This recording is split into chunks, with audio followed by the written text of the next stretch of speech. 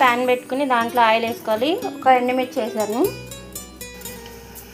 చూడండి, ఆనియన్స్ మరీ ఫ్రై అవ్వడం అవసరం లేదు. వేసి మంచిగా ఫ్రై చేసుకోవాలి.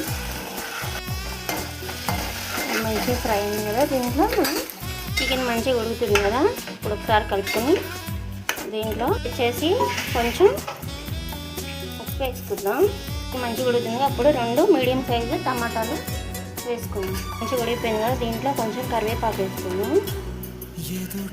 కారపొడి వేసుకుందాం.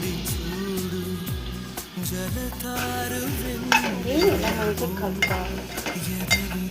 చూడండి, మంచి కుక్ అవుతుంది కదా. దీంట్లో కొంచెం ధనియాల పొడి వేసుకుందాం. అలాగే దీంట్లో మనం చికెన్ మసాలా పొడి కూడా కొంచెం వేసుకుందాం.